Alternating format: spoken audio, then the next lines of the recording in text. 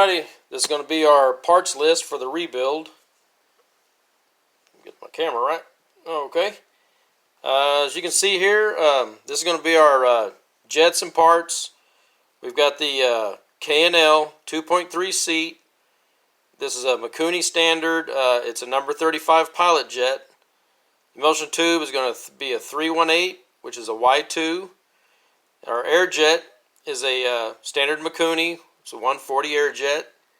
Our main is going to be the 105 main jet. And this fuel tube, I put this in here because this is an aftermarket. The factory ones are like a rubber over aluminum. A lot of times that rubber will fail. I don't like using them putting them back in there. But if it fails, go and replace it. But if it's still working fine, put them back in there. But I just put them. I take them out and put these little brass ones in here, and you can get these at Motolab as well. Motolab or eBay. I like ordering from Motolab. They've been good to me. So, same as these throttle shaft seals. I get these at Motolabs. They're fairly cheap. Okay. Now what we're going to do, I'll set these off to the side. So we'll be installing them here in a second.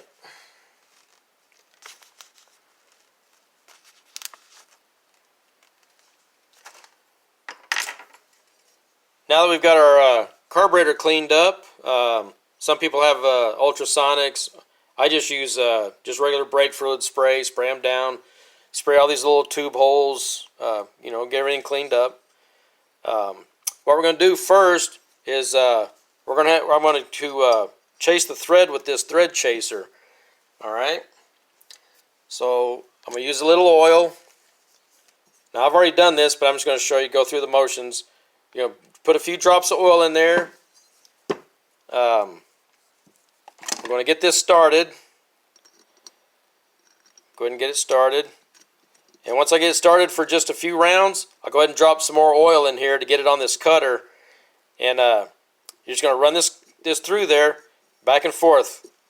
You're gonna spin this 2 or 3 times, turn it a full turn, 2 or 3 times, another full turn.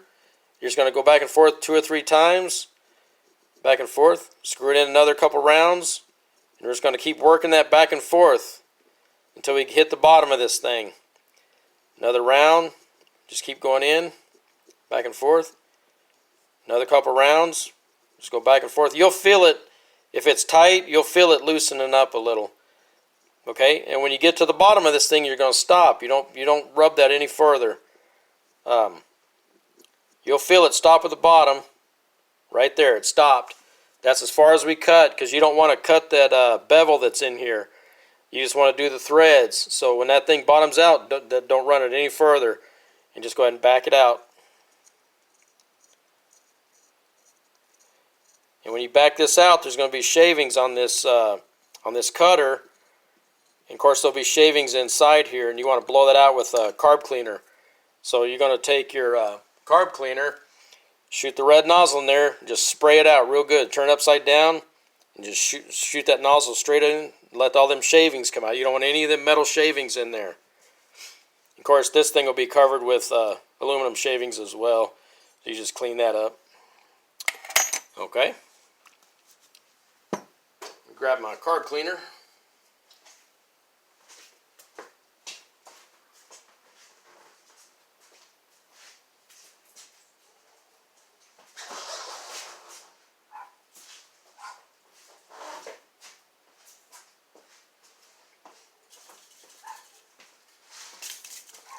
I'm going to turn this upside down, and you'll have the spray, and just spray it in. Okay.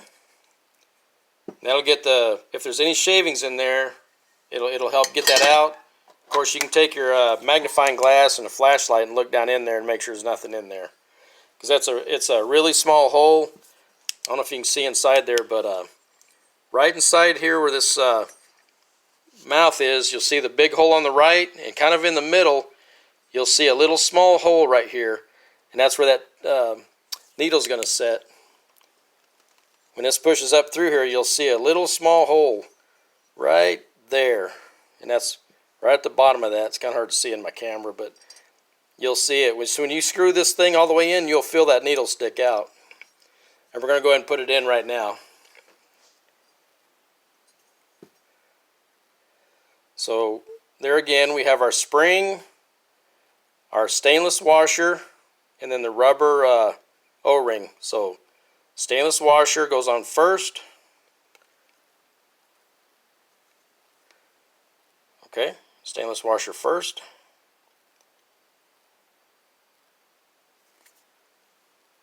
Rubber O-ring goes on next. Just like that. Okay. Now some people turn this upside down and drop it in, but I don't do that. I turn this upside down and stick it in from the bottom. Once that's in, I'll turn it on its side. Because a lot of times if you have that and you drop it in from the top, like if you have it like this and you drop it in from the top, that rubber O-ring sometimes will come off and get jammed up in there. So we don't want that to happen. So I'll turn this upside down. I'll pop it in. Once it's in, I'll put it on its side. And just take your screwdriver. And you can even turn it at an angle as well, because we don't want that O-ring coming off. We're just going to screw it in all the way tight. Do not over tight. Just snug. Just finger tight. You don't want it in all the way. Okay, it's stopped. Now I'm going to show you where it looks like in here. You can see it popping up through in the camera.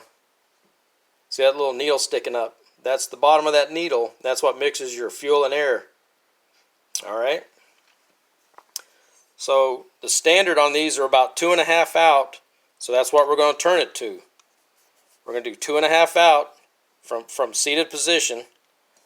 Okay, so right now this screwdriver is pointing at maybe about the 11 o'clock position. So we're just going to turn it, and I'll count it off as I go. We're going to do 2.5. And you can just feel it. You turn it and it'll stop where it's seated. And we're going to stop at the seat, and we're going to stop. And now we're going to count. Oop, get it back in there. Okay.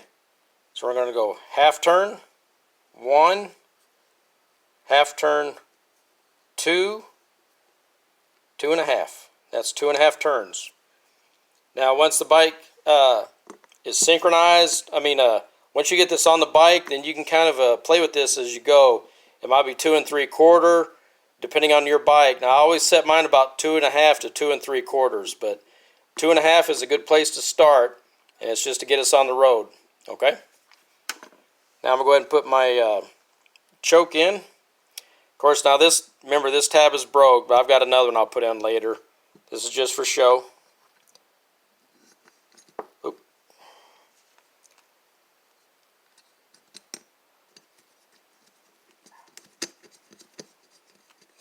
Same thing here. You just want to do hand tight.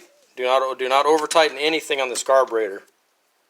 You just want to do just snug, which is good enough. Okay, and that's snug. All right. And like I say, on these caps, if you have some bad ones, you can get those at Motor Lab as well. They're cheap. It's good to replace them out if you do a full rebuild. And these are brand new, so that's what I do. Okay. Now, the reason I do the bottom first, adjust my camera again. The reason I do the bottom first is because I want this all protected before I start moving around this thing. So I want to make sure that I do the bottom first, put the bowl on, and then I can start doing the big stuff, the throttle shafts. So all we're going to do is I separate all this stuff out. Now what I do is I put oil on here, just a few drops. So we're going to do this for real, so I'm going to get some oil. So I'm just going to put a drop of oil on here. Okay, we're just going to set it in there, and you'll feel it pop in. And once it pops in, we're going to take this little retainer, lock it in. It'll set right there. Take a little screw. Turn it this way so you can see it. screw that in. Same thing, just a little finger tight. Don't over tighten anything. Just where it's snug, you'll feel it. Okay. Next thing we're going to do is we're going to do our pilot jet. And here's what I was telling you about those threads. I don't know if you can see that or not on the camera, but those threads are so small and it's easy to bust these threads out. So what I do is I special make a screwdriver to where that just fits in there and you can see where it's snug. You don't want a screwdriver that has any slack in it at all. Like I don't know if you can see like the small screwdriver when it sits in there, you see it moving around. You don't want that because what's going to happen, it'll bust these threads off because they're so small and they don't take a lot of pressure to bust off. And drilling one of these out is horrible. I hate doing it. And so I make my special screwdriver, and if you see when it sets in there perfectly. Okay, and there's no slack in it. So we're just going to drop it in the slot. And the same thing here, we're just going to hand tight. Do not over tighten this, it's very important. So just snug, okay? It's so easy to bust those off. Okay. Now I'm going to go ahead and set my emulsion tube in here. That only goes in one way. If you look right here, there's a cut slot right here. And right in here you'll see a pin. We'll see if I can get the camera to see it. But right inside there's a pin. And what we're going to do is take our needle nose. We're going to set it to where that slot is facing upward, because we're going to put it in just like this. So with that slot facing upward, we're just going to put it in the hole right here.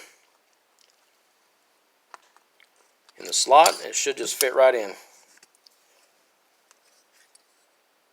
Okay, bullseye, hit perfect.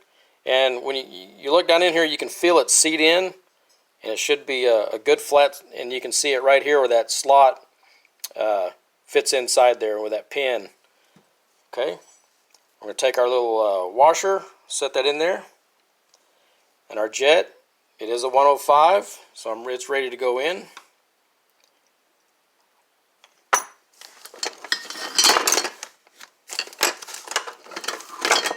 Gonna need a wide screwdriver for this one. It's just gonna sit in there. Same thing there, just finger tight. Okay. Now get the float off. I'm getting hot. All right, and now we're ready to put our float on. And before we get started, this particular carburetor, I don't know if you can see that in the camera, but the head on this factory pin has been almost destroyed. It looks like whoever rebuilt the carburetor last had a hard time getting that out, and that probably explains the bad posts that are broken. So in these new Chinese kits, they do send these. Try to find a kit with these new roll pins, because putting this back in, now there's always going to be a tight side and a loose side. So if you look, we're going to push this in, and you can see there's just a little bit sticking out, and what people get in trouble for is they go to hammer this thing in and it ends up breaking the post off, either putting it back on or trying to take it off. So in order to prevent that, these aftermarket Chinese-made kits come with a new roll pin, and it's smooth on each end, so it don't matter what side comes out. Whereas this one, it goes in and stops, and people say, well, what if that pin comes out? And I just use the example here. When that pin sits inside this bowl, it'll look like this. And you can see there's not, even if that pin were to move, it can't migrate very far. And you can see, and this would be the new pin. It can't come out. It's impossible to come out. So, because that's the only distance it has to travel. So, and you can see they're just the same, maybe a little bit shorter, but these are so much easier to use because they just slide right in. There's no hammering involved, and that's what I want. I don't want to have to hammer anything the next time to get these out. They just slide out on their own. So you can just take your ice pick and just pop them through either side. Whereas the other times, they're one-sided. So I really like using these aftermarket roll pins that come in the carb kits. Okay.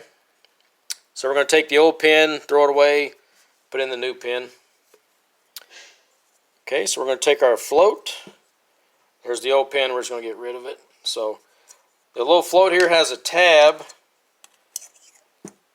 right there. So we're going to put this wire bail on that tab, and we're going to hold it with a finger. Okay, or you can tilt it down like that, either way. And we're going to put our finger right here on that tab and hold that in place while we put this pin in. We'll slide that in. We're going to hold it. Take our roll pin, pop it in. Okay, nice and neat, just like that. And we're going to take our gasket. It only goes on one way.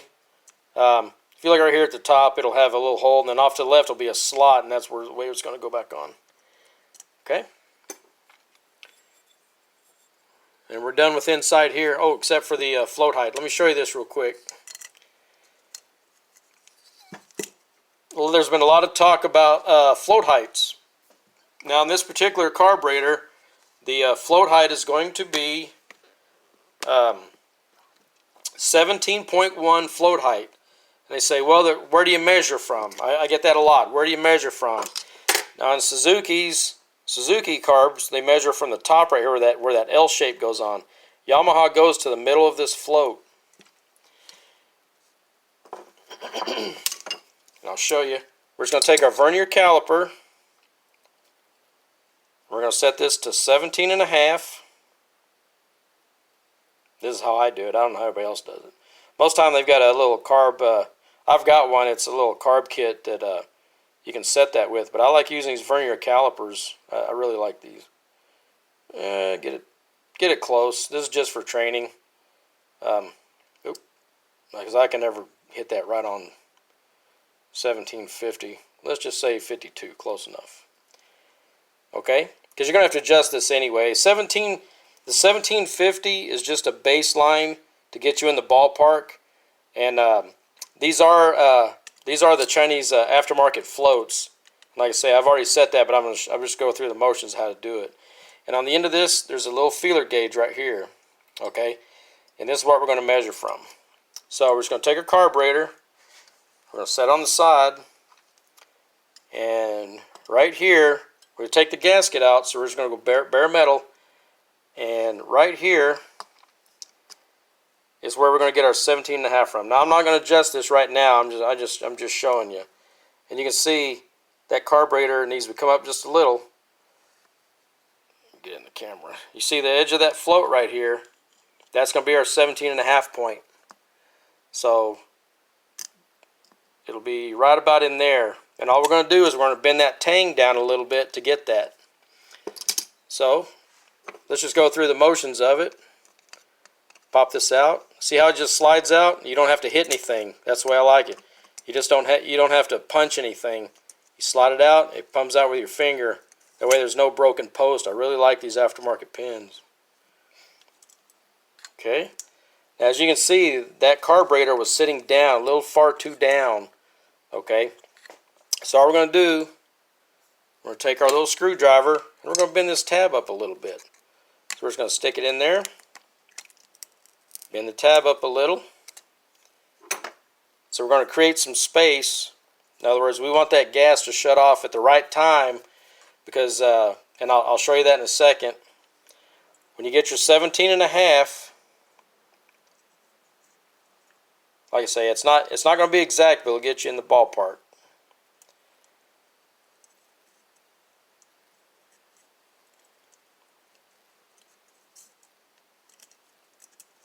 Okay. So let's just pretend that tab was perfect. It would look like this. The bottom of that would sit right here even with this little hash line. Then when you get your 17.5, then we're okay. Then we can go ahead and lock up the bottom. Put our gasket on. We got our jets in. 105. 35 for the pilot. We got our float height set for 17.5. We got our gasket in. We're going to lock it down. Okay.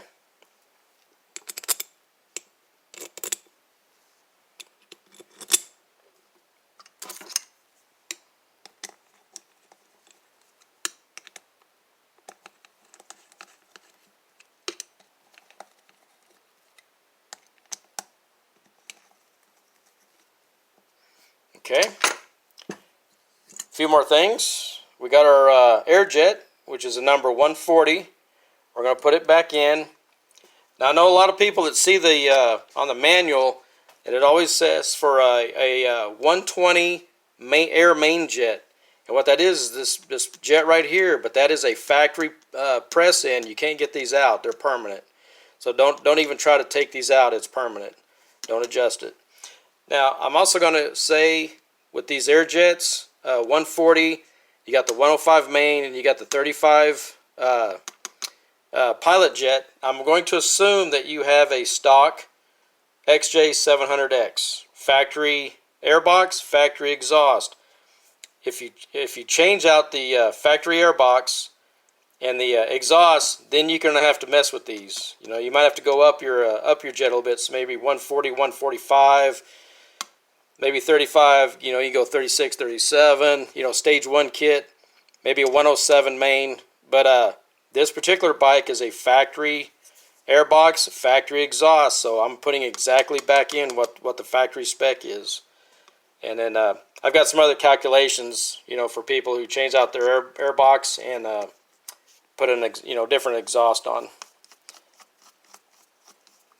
Some of the high-end exhausts don't have back pressure, and you can account for that with these jets.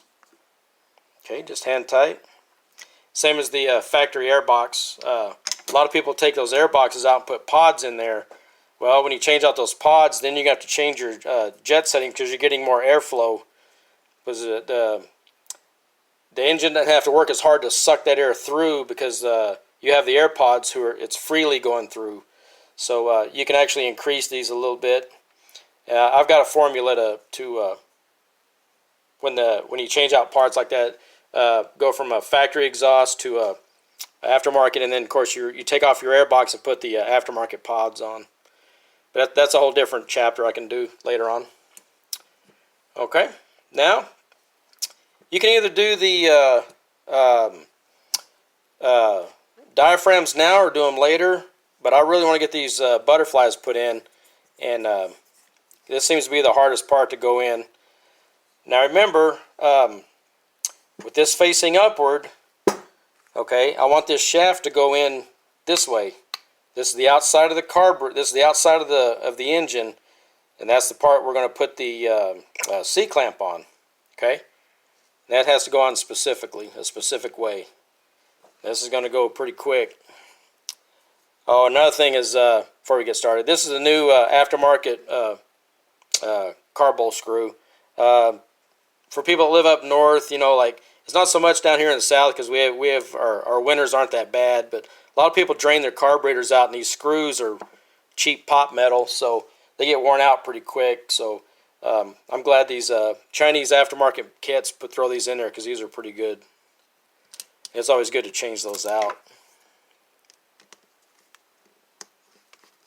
We'll get it put in before we start that throttle shaft because it's going to be the problem. Okay. All right. Same thing here. We've got our throttle shaft seals, these little O-rings. Flat side goes to the bottom.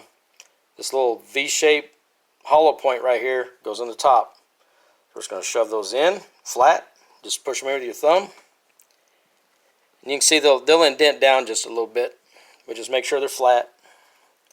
Flat part in first. Very important you put those in right. Do not switch them around. It is not good. Okay, and just double check the V-shape facing upward. V-shape's upward. Okay, we're just going to double check this. Make sure it has our metal washer on. We're going to lock this spring in right here. Okay, where it looks like that. Now, I'm going to put this in from the side, and as you can see, there's a little spot right here.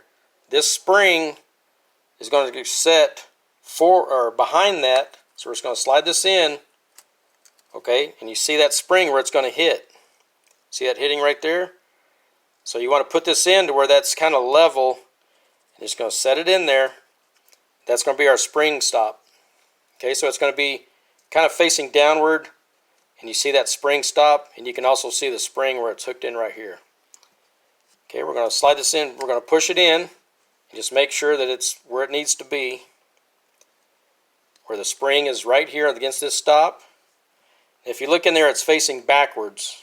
Okay, that's the back side. That's the part we had to grind on. We're going to turn this a half rotation to where you can see the slots. We're going to turn it another half rotation, okay, to where that's the bottom. Now this is the top. This is the bottom. Okay, top, bottom. Okay. Like I said, we're going to do this one more time, real slow, so you can see it. We're going to put this shaft in where that spring is level. You can see it straight, and you can see inside here. This is the back side of the shaft. That's the part we ground on. We're going to turn this a turn to it's the front. That's a half turn. We're going to turn it another turn, another half turn, just right there where the slot is. Now, if you look right here on this, maybe you can get a shiny there. There's a number at the bottom. It says 130. That's the bottom. Okay, so don't put the number at the top. Make sure it's at the bottom. I'm trying to get to where there's no shine on that. It'll say it right here, 130. We're going to put this in by hand in that slot. We're going to hold it with our finger here. And I'll show you why we do this in a minute. You have to kind of wiggle it to get it to go in. You know, slide in by hand. Do not hammer it and don't force it. Now this one went in at an angle, so what I'm going to do is I'm going to stick my finger in the back here, and I'm just going to twist it. Do not hammer it. Okay, there it went. You can feel it slide in. So this is looking in front of the carburetor. You can see the numbers 130 here at the bottom. Okay.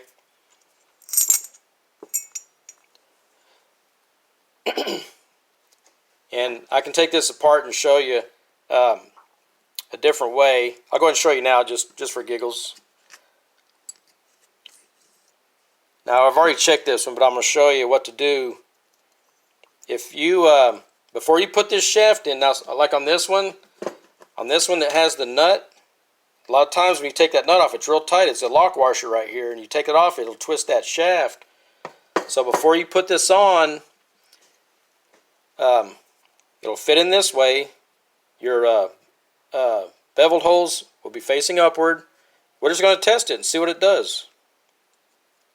Does it slide in okay? Okay. If it doesn't slide in, then we'll put this on the vise. And like I say, we're going to have to twist this thing. But this one you don't have to, because, you know, it's just a C-clamp on this side. But on this side, you're going to have to do that technique. You just put it in there and test it. See if it'll slide by hand before you even put it in there. And like I say, on this one that has the nut, you're gonna have to do it. You're gonna have to do that technique. So, and it'll tell you if that's twisted, because what happens is that's a stainless, but it has a slot right here, and a lot of times that slot will twist in there with that lock nut. This one is not a problem because it has the C clamp on it. But just take your shaft, put the butterfly in, see if it moves. If it slides in fine, then you're okay. If it don't, then you have to put on the vise and a pair of pliers on the other side, and you're going to have to twist it to where it goes in smooth. And you can see it. You can tell. You guys are mechanically minded. I'm sure you can figure it out. Pretty simple. Okay, so let's do it one more time. We've got our washer here. We'll put our spring on. Stick it up in the slot there where it's flat. Okay. Got our seals in. Double check. Okay, we're going to put this in. Where that straight up and down like that. We're going to slide it in. And you can see the spring sets long ways parallel to this thing. And this thing will set at an angle, and that's fine. We're going to push it in.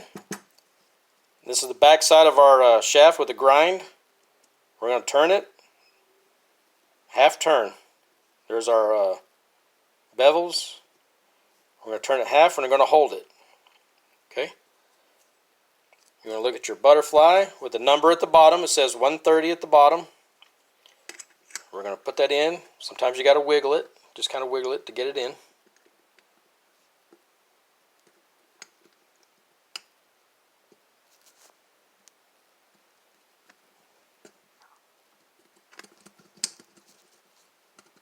by hand. You don't want to hammer it.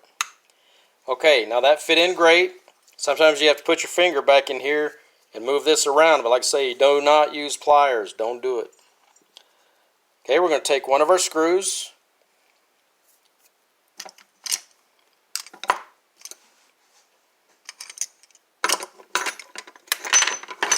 Find my Allen wrench.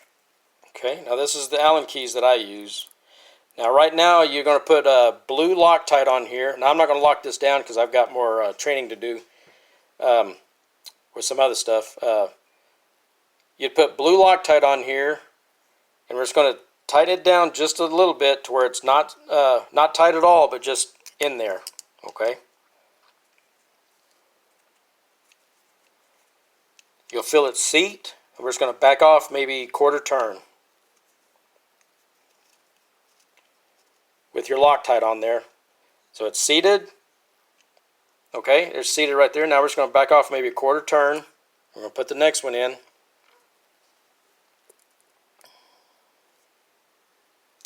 Oop. Pretend there's blue Loctite on there.